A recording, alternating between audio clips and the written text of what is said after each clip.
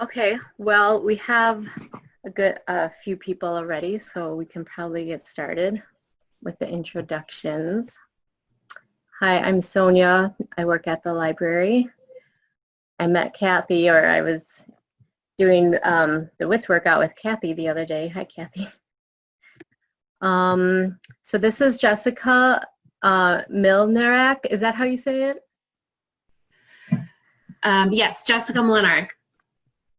Mlinaric, is that how you say it? Writer, photographer.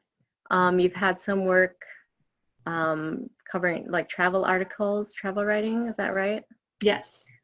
And then you started exploring Chicago and founded urbanexplorer.com to share stories about the city.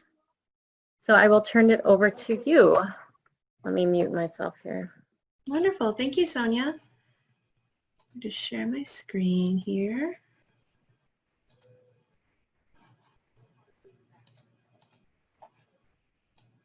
Okay. Oh, let me also say, if anyone has any questions, you can write it in the chat. On the bottom of your screen, you should be able to see the chat button. Leighton says hello. That's my boss at Stickney-Forest Library. So you can just click on that chat and type a question if you want, and then Jessica can either check it throughout the presentation or just at the end, whatever you want to do, Jessica. Sounds good. Well, thank you all for coming and spending your evening with me. I'm Jessica, the author of Secret Chicago. I'm really excited to be able to share some secret places with you tonight. Thank you to Sonia and the Stickney-Forest Library and to all of you for being here. I'm coming to you live from my home office in the Wicker Park neighborhood of Chicago, and I'm just happy that we can all be together in some form tonight, even if we are not in the library.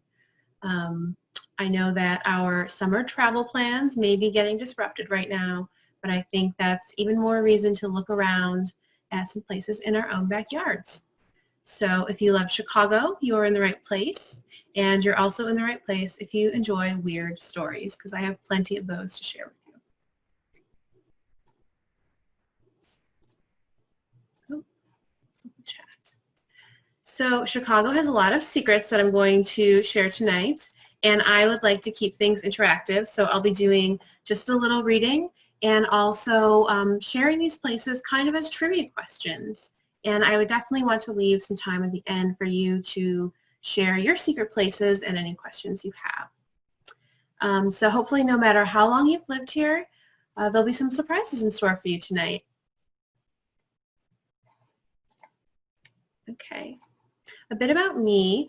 I'm not from Chicago originally. I grew up in Cleveland, and I moved to Chicago about a decade ago, and I got started writing just because I was excited to be in a new place, and I started asking questions about some of the things that I saw around town, and I started blogging about them for myself, just as Sonia mentioned, and eventually I started writing for some other publications, and I had enough places for a book. So you can say that I've been writing the book since I moved here, but the actual process took me about a year. So quick intro to the book. Here it is. There are 90 places in it that are in and around Chicago, and they're all a little offbeat. So I wrote it both for people in Chicagoland and visitors alike. So whether you live here, you've lived here your whole life, or you're just visiting, hopefully it's kind of a scavenger hunt to some more of hidden things in the city. And I was just hoping to get people to be curious about visiting somewhere that's new to them. And I'm going to answer some of the frequently asked questions about how I put the book together. What did I consider a secret? I defined a secret as either something that was hidden or a place that you might be familiar with, but you don't know if there's a crazy backstory behind it. How did I find all these places? I did a lot of reading, so shout out to our libraries, and I just asked people that I had encountered. I got a lot of cool ideas just by talking to strangers that I would meet, at an event or something. It was important to me to feature places all across the city, so I started by mapping out some of those early places that I was writing about. And when I put them all on a map, I looked for where the holes were in the map, and I tried to target those areas that I hadn't covered before. So I reached out to people in those communities, like historical societies and writers and community leaders and bartenders, because we know that they are the secret keepers of the neighborhood.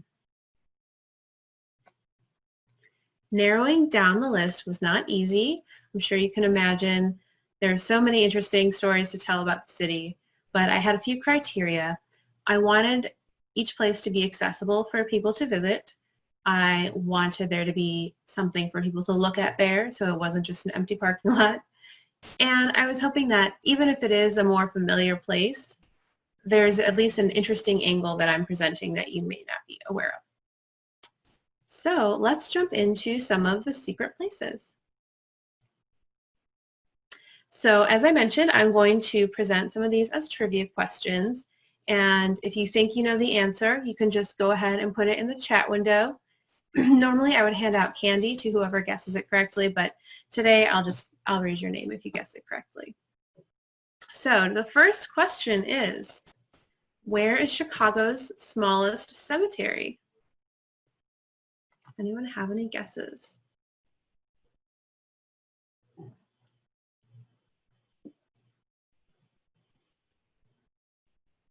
It doesn't look much like a cemetery, does it? So this is actually in a junkyard, if you can believe it. Specifically, it is down on the southeast side at 93rd and Ewing. And you're not reading that wrong. The headstone does say that this person was a veteran of the Battle of Waterloo. So how did this poor Andreas end up way on the south side? I'm actually going to read this one to you because this is one of my favorite secrets in the entire book. Is a soldier's grave hidden in a south side scrapyard. A scrapyard on Chicago's southeast side isn't what you would call a peaceful resting place. Between the industrial setting and rusting machinery, it's the last place you'd want to spend eternity.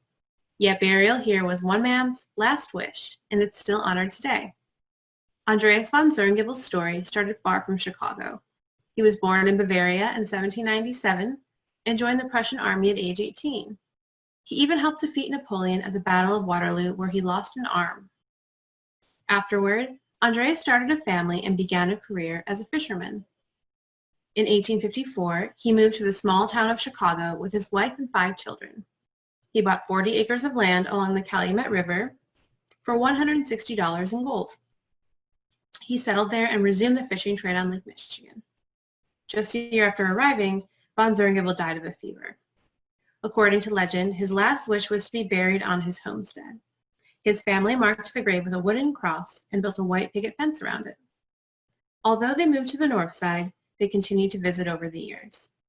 Decades later, the Calumet and Chicago Canal and Dock Company acquired the land. Andreas's relatives disputed ownership in the Illinois Supreme Court. The family claimed that their property deed was lost in the Great Chicago Fire, but the company claimed that von Zerngibbel was a squatter. The court ruled that the company owned the land, but that the grave must remain intact no matter what.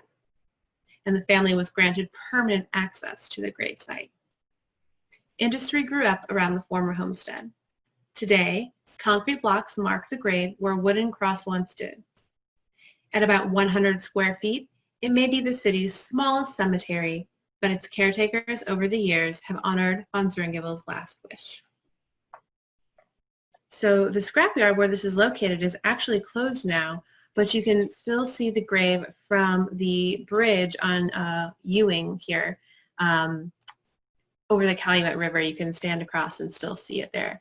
And the Southeast Historical Society gives tours of the area occasionally. You can see in this previous picture, they have concrete barriers surrounding the grave to protect it. That's because when there was equipment moving around in the scrapyard, it got knocked over a few times. And you can also see that there's starting to be some vegetation, so maybe eventually the area will go back to looking like it did when Andreas lived here. All right, next up is, does anyone know what the WLS in WLS 890 stands for?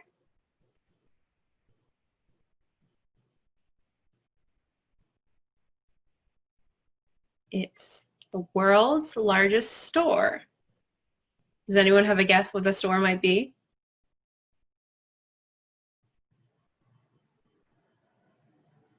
That would be Sears. So Sears built their headquarters in North Lawndale in 1906, and one of the buildings on the campus was the world's largest commercial building in the world at the time. Next to this building was this 14-story tower, which they called the Sears Tower. And WLS started broadcasting here from the 11th floor back in 1924. So we know that Sears eventually moved their headquarters to the downtown Sears Tower in 1974. So that Sears Tower is not called the Sears Tower anymore. So that's the old Sears Tower. And I think that makes this tower the old Sears Tower. These days it's called Nichols Tower, and it was recently restored. There are many nonprofits located inside it, and there's an event space on the top floor there where you see the arched windows. You can see this is the view from that event space looking east, so lovely view there. Go check it out. Okay, does anyone know where the world's first nuclear reaction occurred?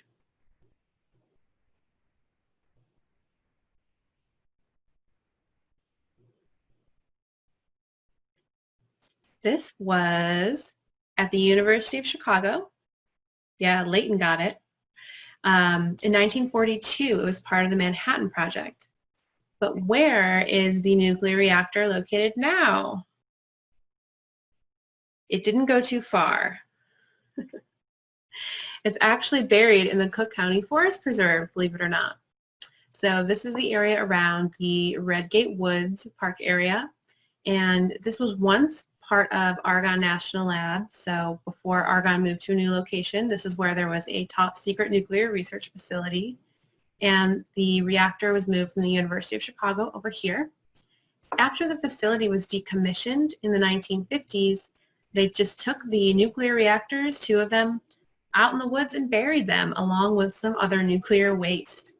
So these days it's said that it's safer for them to leave the reactors buried underground than to try to move them and stir everything up.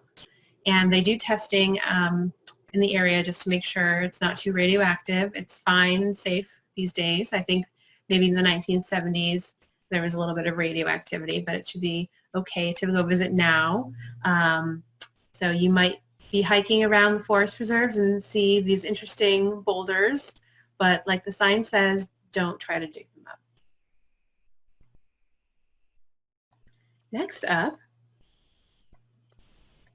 does anyone know where you can see priceless works of art by Mary Cassatt and Grant Wood and over 100 Chicago artists for free? You know the Art Institute is not free. So this is surprising because it's actually in a Chicago Park District field house at the Ridge Park Field House down in Beverly. It's called the Venerable Art Collection, and it was named after John Vanderpool, who was an artist and an educator who lived in the neighborhood of Beverly. When he died in 1911, his friends and admirers began donating works in his name. So he actually taught at the Art Institute, and he was one of Georgia O'Keeffe's favorite teachers. So he was very, very well respected, and this entire art collection is made up of works that were donated, which is pretty incredible. They all reside now in a quiet gallery here in a Park District building. So on normal times, you would have kids downstairs playing basketball and going to summer camp, and then you just go up to the second floor and there's this quiet little gallery with all this priceless artwork. They've got about 200 pieces on view, and there's even more of that that's in storage because they can't fit it all in here. The curator of the gallery is named Sydney, and he knows all about the history of every artwork, who donated it, what their connection was to John Vanderpool, how it got there. So it's a very quiet space. It's not very well known, and it's free to visit when the field house is open. Okay. If anyone has ever told you that you can run away, you should run away and join the circus, that's something that you can do in Chicago.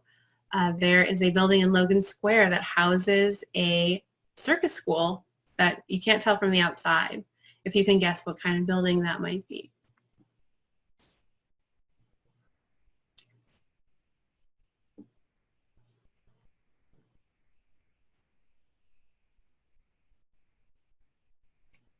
It's a church.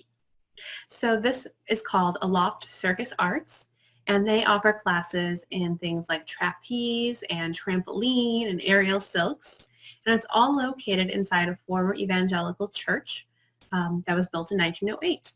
So it's been converted into a different kind of big top. You can see that the high ceilings are perfect for all the circus rigging that they need, and even the bell tower of the building has been converted for training.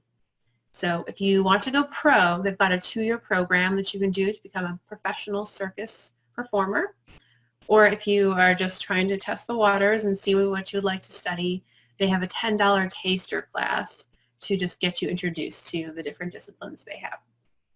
So they also have one show a month on a Saturday a month where they feature all of their students performing.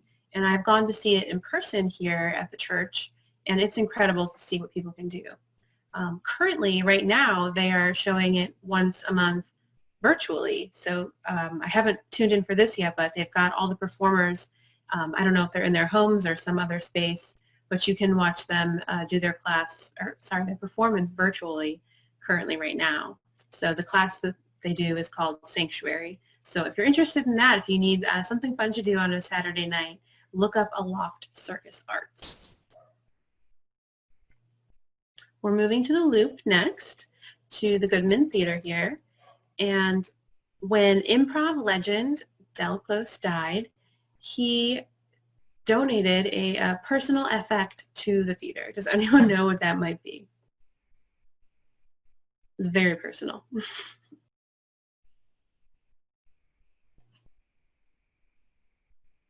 This is actually his skull. So Del Close is a comedy legend, and he was a mentor of the likes of Bill Murray and John Belushi. When he died in 1999, he left his skull to the theater in his will to be used in a production of Hamlet or other productions as a prop. So now it sits in the artistic director's office on a red velvet pillow in a lucite case. But there's a twist. A few years after his death, his business partner, Charna Halpern, admitted that it wasn't really his skull. Apparently the hospital refused to honor this request. And so she had to go to a medical supply store and get a different skull. And she even took out some of the teeth to match whatever teeth Del was missing. So even though it's not really his skull, I still feel like he got the last laugh. And I would say, you enjoyed the presentation and you're planning on leaving me any body parts, cash is great instead. Okay, so this is not too far. Showmans Rest is a burial plot for circus performers. What statues of what kind of animal guard the graves there?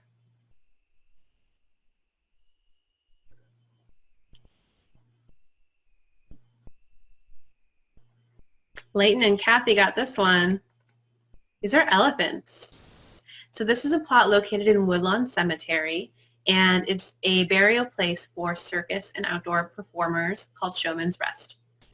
The Showmans League purchased this for their performers, and the Showmans League was founded in Chicago, and it's still located here today. Their very first president was Buffalo Bill, fun fact. So they purchased this in 1917. Just a year later, a terrible train accident in Indiana led to 56 people being buried here, unfortunately. And because this is the early 1900s, they didn't have the legal names for all of the performers. They didn't have all their documents and things in order, so some of them used their show names like Baldy here, and then some of the graves are just marked unknown male or female. And there are 5 elephant sculptures that watch over the plot, and their trunks are lowered in a sign of mourning, as you can see here. So, the cemetery is open now if you want some fresh air, and legend has it that you can hear ghostly animal noises in the cemetery. This is probably actually coming from the Brookfield Zoo, which is not too far away, because there are no elephants actually buried in this cemetery, but I have visited an elephant graveyard once. That's a story for another day. It was not in Chicago. Okay, so there are a lot of speakeasy themed places in Chicago. Does anyone know where you can watch a show in an authentic speakeasy?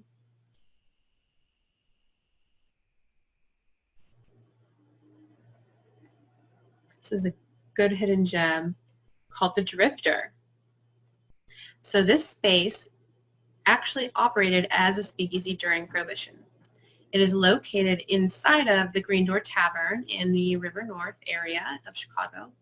And the Green Door Tavern's name refers to the practice during Prohibition of painting your door green to indicate a speakeasy because you had paid the green to operate under Prohibition. The entrance to the Drifter is hidden inside, but because you guys are here tonight, I will give you the tip on where to find it. You enter in the Green Door Tavern upstairs, you head to the back, go downstairs, and there should be a door. If you don't see it, it's behind the tchotchke cabinet. So all the decorations and bottles you see in this image were found in the space. After Prohibition, when it was not a speakeasy anymore, they just used this for storage and stored all kinds of stuff down here in the basement for decades. And when they cleaned it out, they found all this cool old stuff. They also found, when they moved a water heater and tore down some drywall, the door where they would bring in the barrels from the outside in the alley into the speakeasy. That's pretty cool to see.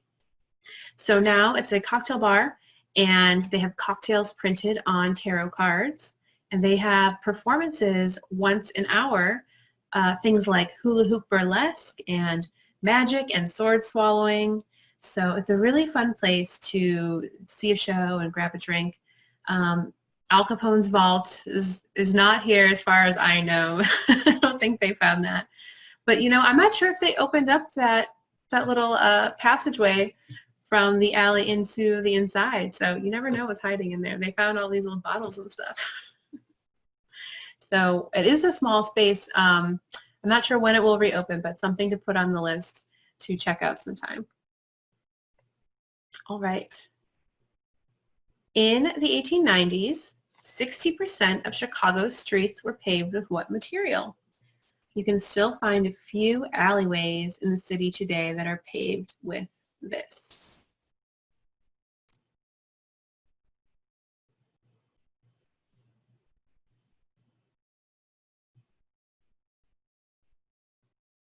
Layton got it. It's wood. It's wood block. So back in the mid and late 1800s, it was thought that wood would be quieter and cleaner than having horses walking around on stone all day. There was a lot of abundant lumber coming from Wisconsin at the time, so it was pretty cheap to pave the streets with. And believe it or not, it actually held up pretty well against the Great Chicago Fire. The best preserved woodblock alley that you can see today is in the Gold Coast neighborhood. Some of the other ones that you can see are pretty beat up. They're kind of falling apart and deteriorating, and there's, you know, moss and things growing in them. But as you can see in this picture, it's been restored. So the Gold Coast Neighborhood Association actually paid $400,000 to restore this alley back in 2011. So it's located behind the Archbishop's Mansion, if you want to look for that, and then just go to the first alley behind it. And it's a beautiful neighborhood if you just want to go for a walk and look at some historic buildings.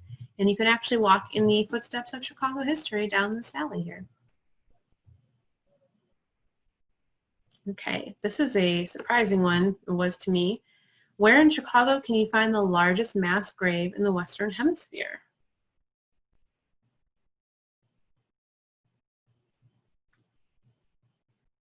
So I'm not from Chicago originally, as I mentioned, but I knew that there were no Civil War battles fought in Illinois. So I was surprised to learn that Chicago was home to a Confederate prison camp.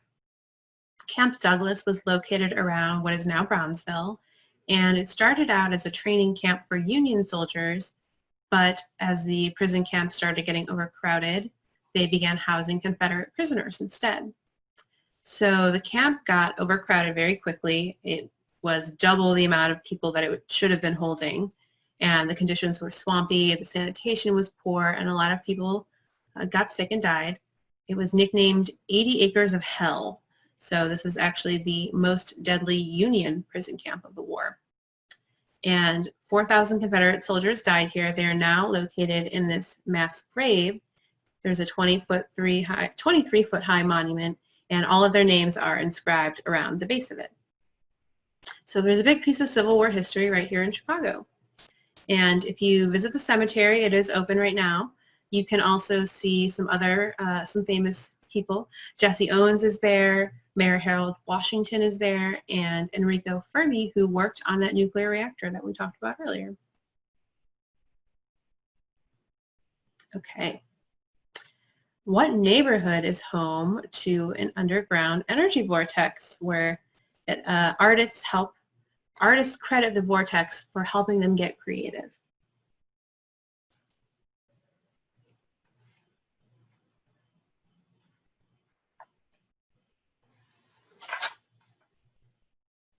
So this is located in Fulton Market. And I'm actually going to read this one too because I need some help explaining what an energy vortex is. Before it was home to Chicago's trendiest restaurants, Fulton Market earned a reputation as an enclave for warehouse parties and creative types. Those in the know attribute the abundance of creative talent to something more than natural skills, a vortex. What is a vortex? According to Mars Gallery, it is a center of creative energy that people feel vibrate through their bodies and minds. People and animals are drawn to vortices, where energy exists on multiple dimensions and interacts with your inner self. Vortex locations are usually reserved for Earth's mystical natural sites, like Sedona, and they're rarely found in urban settings. However, Mars Gallery is reportedly located over one of these energy vortex circles. This force lends vibrational energy to the gallery and surrounding area. When I'm all by myself, I can almost feel a low frequency, says artist and gallery owner Peter Mars. Whatever is going on, a lot of the artists have commented it stimulates creativity. But don't take Peter's word for it. In 2002, the Chicago Journal hired a shaman to inspect the vortex. Parapsychologist Naba Lamusa examined the gallery with a walking stick, tapping the floor and the walls. His findings confirmed an energy vortex near the back of the gallery. If you're interested in tapping into this well of creative energy, head to the alley near Mars Gallery's rear loading dock. You'll know you've reached the epicenter when you see spray paint on the street and a collection of tokens that artists and other visitors leave to thank the vortex. Whether or not you feel a rush of creativity after visiting the vortex, you're bound to get inspired by the many galleries and creative spaces nearby. So when I went here to interview the owner, Peter Mars, he asked me if I could feel the energy of a vortex. I said I felt very relaxed and, happy, but I didn't know if this was from the vortex or just because I had just eaten lunch. So you've got to go and judge it for yourself. And as of a few months ago, Mars Gallery has actually relocated out of the building. The building was purchased. So I wonder if the new owners know about the vortex or, if that costs extra when you're buying a building. Time for beer. What Chicago brewery is powered by food waste?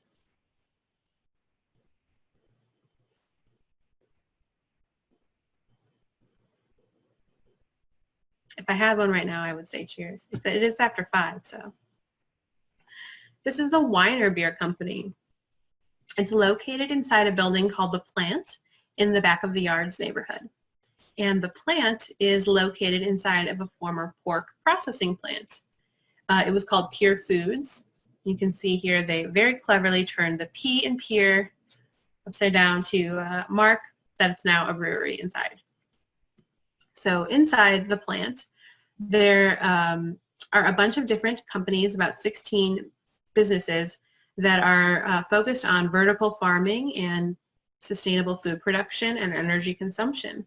So they all work together to help each other out with this. For example, the coffee company takes their burlap sacks when they're done and they donate them to the farm to be used to grow microgreens on.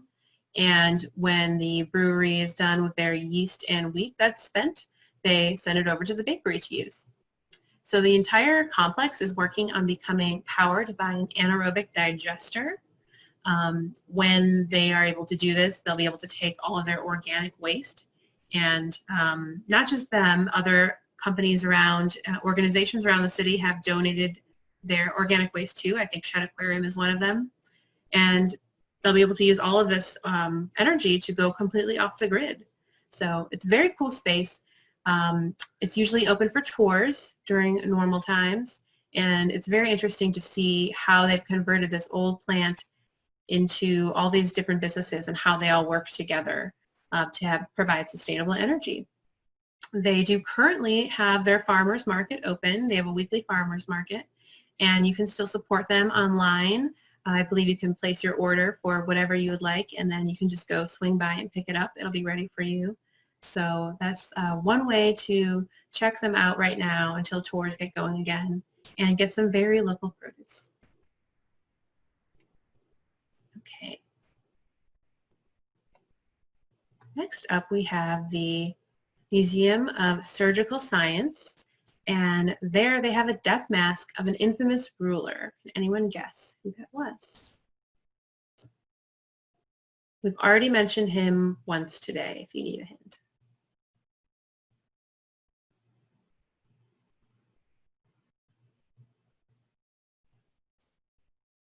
So this is actually Napoleon. The Museum of Surgical Science has a plaster cast made from Napoleon's death mask in 1821. It's in their fine arts collection. So I was surprised when I visited that they do have a lot of old medical artifacts, but they have this fine arts collection. They have a library and manuscripts, letters by Florence Nightingale. There's a contemporary art wing. There is a lot of sculptures and beautiful paintings that depict medical history throughout time. So there was more there than just creepy old medical instruments, but they do have plenty of those if you're interested in those. Lots of crazy stuff that will make you appreciate modern healthcare, like this set of ancient trephine skulls. When, if you had some head pressure, they would just solve that by drilling a hole in your head. So glad that we can just take some ibuprofen today instead. And this is all housed in a mansion in the Gold Coast. The mansion was built by a socialite, and she built it to resemble Versailles. So as you're walking through here and looking at all of these medical artifacts, you're walking on marble floors and there's chandeliers, and it's a very beautiful building to get to experience. It's the only mansion in the Gold Coast that is open to the public, actually. And I believe on the first floor they have an old-timey apothecary kind of shop as well, so that's pretty fun. It's a very unique and beautiful museum, so I'd encourage putting that on your list when it's reopened. Okay. Next up, the Rolling Stones wrote a song with a Chicago address in it, 2120 South Michigan. Does anyone know what is there now? I'm going to try to play a little clip of it. There it is. It's an instrumental song. I was supposed to go see the Rolling Stones with my mom this summer, but it's delayed for now. So now there is the Blues Heaven Foundation here. So this address was home to the legendary rhythm and blues label Chess Records in the 1950s and 60s. They produced hits like Johnny Be Good and Etta James's At Last. And the foundation was started by the blues artist Willie Dixon, who was a musician there for many, many years. So he created this foundation to preserve the blues music legacy and to secure royalties for the artists. So you can tour the building now and learn all about Chicago's blues history, see lots of cool artifacts from musicians. And one of my favorite parts was getting to see what Keith Richards called the perfect sound studio. So the little recording studio that they have in there, he thought was the best one in the world. and you can still see, what it looks like today. When I visited, there were people coming from all over the world, from the UK and Hungary and the Netherlands, and I was the only person there from Chicago. So I definitely want to promote this place. I'm a big music fan, and I think it's such a special part of Chicago's music legacy. Normally, during the summer, they have one night a week. They'll have free concerts. I don't know if they are continuing that this summer with everything going on, but I'm going to check out their website and see, because they have a little garden next door to the studio, so it's a nice place to catch some free live blues music. The story behind the masks. That's a good question. I wonder if I have that. I can't remember what artist created all of the masks. Let me see if I can find it real quick for you. In the book.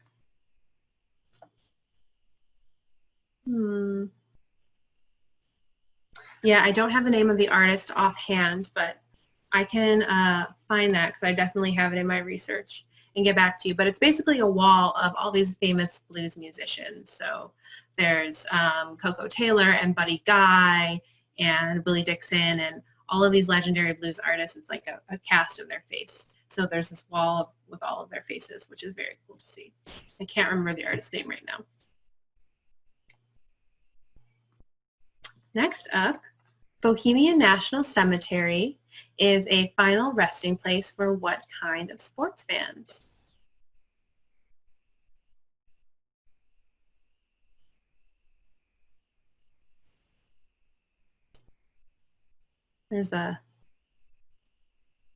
Yeah, Kathy got it. That's baseball. So this would be for Cubs fans.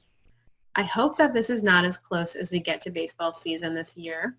But 5 miles north of Wrigleyville, there is a plot called Beyond the Vines at Bohemian National Cemetery, and it's built especially for Cubs fans. So there's a columbarium, or a burial wall, for 288 urns, or there are grave sites in the plot also if you prefer that. And the area features a bullpen bench, stadium seats, home plate, and turf, all from Wrigley Field. So it was built in 2009 by a Cubs fan, and he donated it to the cemetery. And people like to leave things like ticket stubs and baseball cards and other mementos here for their loved ones. So if you're a big baseball fan and Wrigley Field is your second home in life, it's maybe a good place for your afterlife. Okay, does anyone recognize where this is? It's located in a museum, and a preservationist unfortunately died while he was trying to salvage all this stuff.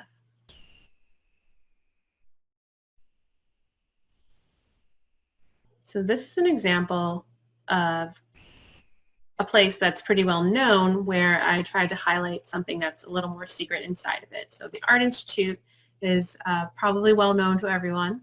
And inside of it, there is the Chicago Stock Exchange trading room. Even though I'm a member of the Art Institute, it took me, I feel like, years to discover this in there.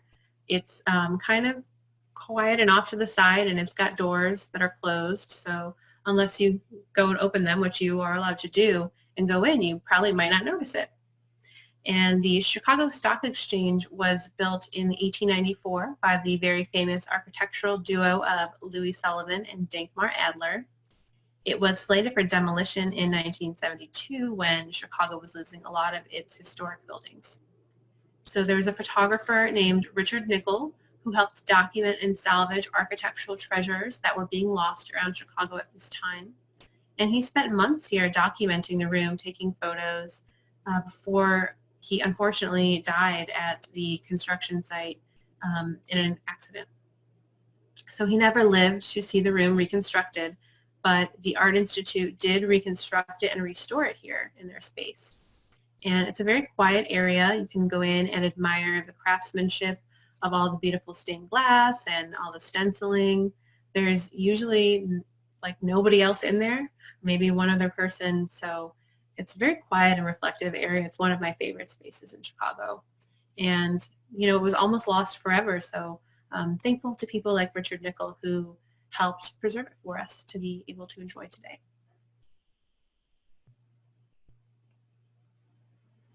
All right. A few people have probably been here. OHare Airport. Does anyone know how many terminals there are there?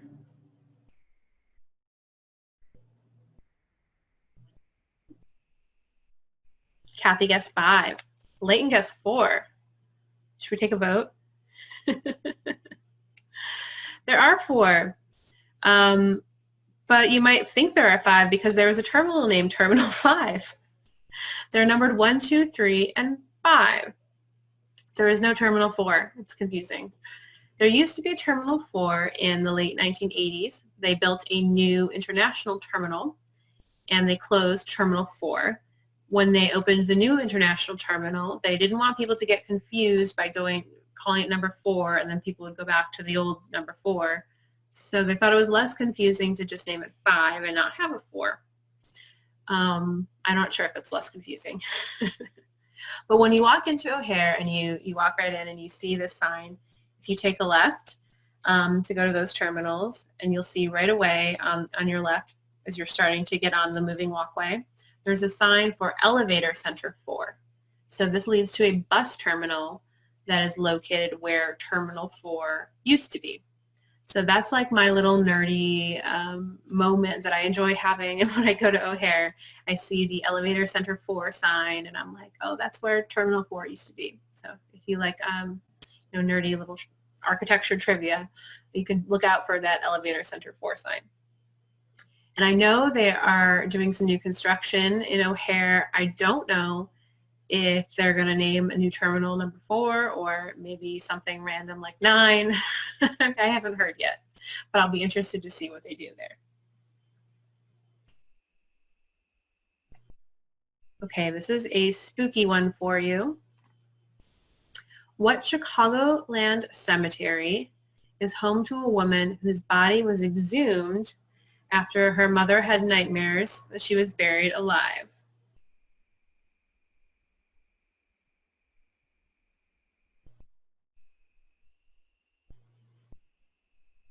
One of the other most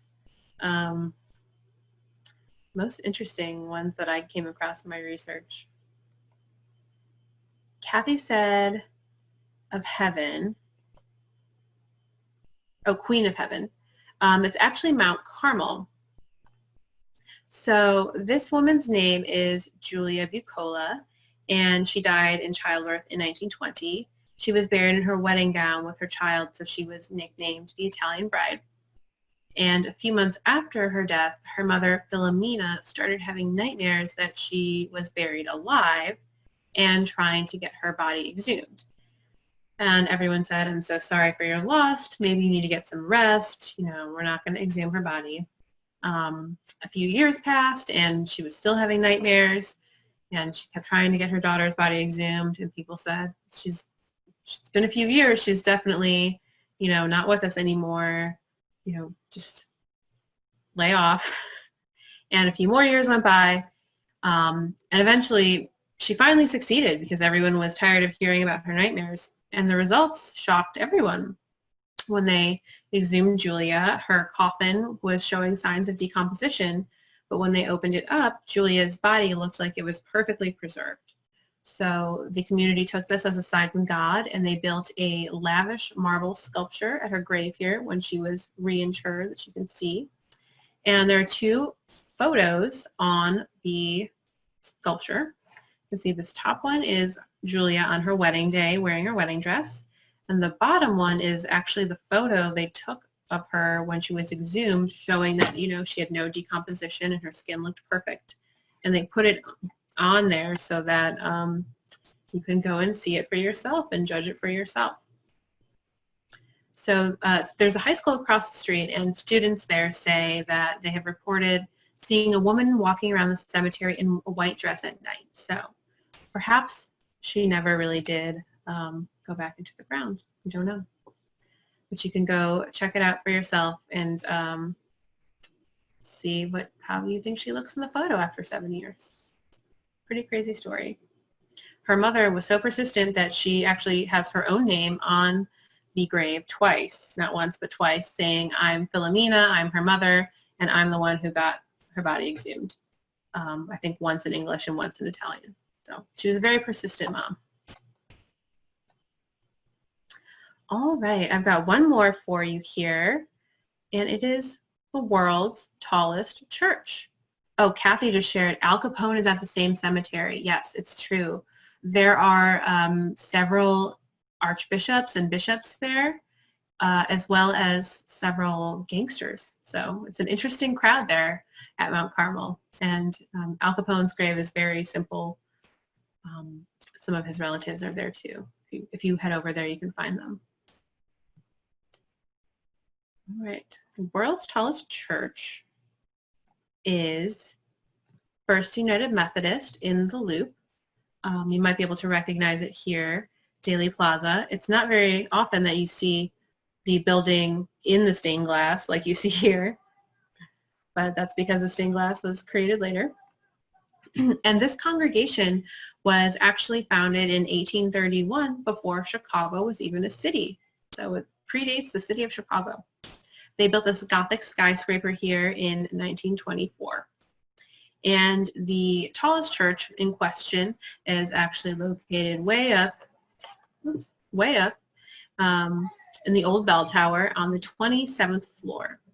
So you have to take two different sets of elevators and stairs to get up there. 2 elevators and 1 set of stairs to get up there. It's 568 feet over street level, so it is the highest place of worship above street level in the world.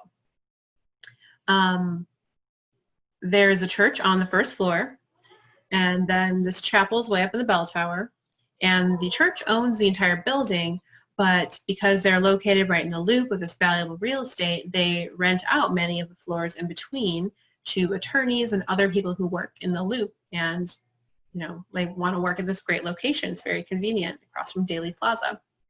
So the entire building is not dedicated to religious services. It's just some of the floors. There is a building in Germany called Minster, and they are the tallest building dedicated entirely to religious services. That is their claim to fame. So they're only at 530 feet tall. They're not as high as our location here, but they like to say that they're entirely religious, where this building has some secular floors. So either way, it's a great view.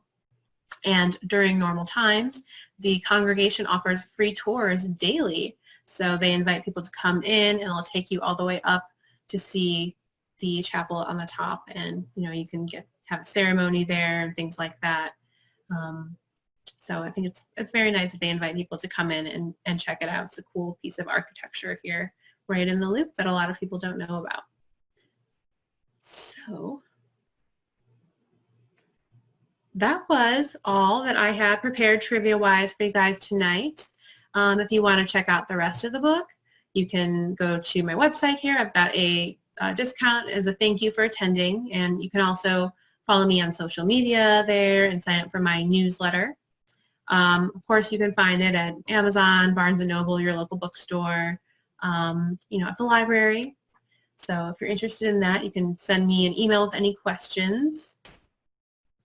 And the extra summer reading bonus, if you've been waiting for that, the code word is secret with the S is a $sign. Did I get that right, Sonia? Yeah, so $sign and then ECRET for secret. So if anyone has any questions for me right now, or if you want to share any of your favorite secret spots, as I mentioned, I got so many great ideas just from chatting with other people, and I would love to hear any if you have any. Or if you have any other questions about anything I talked about tonight, or any other secret things around the city. Those sound like great places to visit. A lot of those, like the blues one, and a lot of interesting places. Leighton just mentioned the stained glass museum at Navy Pier. That actually closed, unfortunately. I've been trying to look online to see where they moved all that stained glass. He says, I don't know. But I will say one other secret place I found that has stained glass in the city is in the pedway, if you're familiar with that, underneath some parts of the loop. If you go to Macy's in the loop and you go underneath, they have a part of the pedway there connects to other buildings and it goes under the ground in the city. So it's great for the winter when you don't want to walk around in the cold. But right by the Macy's under the loop, there is some stained glass underground and including some Tiffany's glass. So until we figure out what happened to all the stained glass at the Stained Glass Museum from Navy Pier, you can try to go look around underground at Macy's and see a few pieces there. Well, I learned a lot when I was writing this book. Mostly that Chicago is weird and interesting and exciting. It's a really fun place to be. So thank you for that, Sonia. And hopefully this inspired everybody to go find somewhere new to visit, or if you've been hearing about something kind of interesting in your area, go check it out. And I hope everybody stays healthy and that we can all get back to exploring together soon. Thank you, Kathy. Thanks again, Jessica. We have to get a copy of your book in our library. Absolutely, yes. For sure, or a couple copies. So we'll talk about that. Sounds good. Is there an ebook version available? There is an ebook version, yes. Okay. On Amazon? Yeah. Or, okay. All right. Did you design the cover at all, or how did you do that? I did not design the cover. So all the photos on the cover, I took all the photos in the book, I should say that, so I've been to all the places. The photos on the cover are ones that I took, but I did not design the layout. So I was a little nervous, I spent all this time writing this book and I had no control over the cover, but I was actually really happy with how it came out. And I love the pink. I didn't pick that either, but I think it's nice and bright and fun and it stands out. So it's mostly black and white, but there are some of the color pictures in the center. Oh, the pictures were really great. The photography was great. Yeah, it was a fun project. I'm still collecting as I'm reading more, talking to people and learning. I still have a list of places that are hidden that I try to put in my newsletter and on my blog. Maybe I'll get enough for a second edition one day. Oh, Leighton asked if I've done books for other cities. I have not done a book for other cities. This is my first book. But when I travel, I do definitely I do research and I try to find at least one secret place in other cities. And so when I do my newsletters, I usually have one place in Chicago and then one place in another city that are kind of themed the same. So I did secret streets, one in Chicago, one in Europe, or secret chapels or parks, things like that, because I definitely get excited about traveling to other places and looking up their secrets too. So you never know. Might be coming sometime. Yeah. Oh, Kathy was asking for the website address. So you can join my newsletter there if you're interested. I don't always do it every month. It depends. But I should be doing one soon. And don't forget the code is secret with a $sign. Yes. Jessica, did you happen to know that other participant who left, or did you see the name? Maybe I'm just wondering if that was a Stickney patron or someone that you brought. Oh, I did not see their name. Oh, okay. It was I can't remember the name. It was a woman's name. Anyway, I'll have to see if she's registered, if we can send her the code. Maybe she's a Stickney patron. Leighton I didn't recognize her name, so. Kathy. Yeah, no, there was another name. She left about halfway through or more than halfway through. Yeah, did you recognize her name, Kathy? It was something with an M, and that might have been the last name. Yeah. I think that was the last name. I didn't catch the first name. Just so that you know, all these of me are my husband, my daughter, and myself. Yes. Well, thank you all for joining tonight. All right, yeah, so we'll wrap this up, and yeah, I feel like there was an M in the name. Anyway, Leighton and I will see if we can track her down and give her the secret code. Did you And record it? Maybe it's... Yeah, we recorded it. Kathy, are you guys registered for summer reading? I am. That. Okay, good. All right, so happy reading, and Jessica, I'll be talking to you about getting your book. Wonderful. Okay, and then yeah, Leighton says she's registered, so we can send her that code word. Great. All right, well, good thank night, you again, everybody. everyone. Thank you, Sonia. Sure. Thank you. Thank you, Kathy. And again, yeah.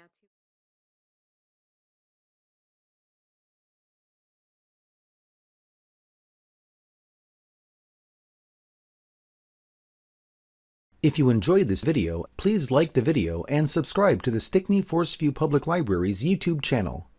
Also, like and follow us on Facebook, Instagram, and Twitter.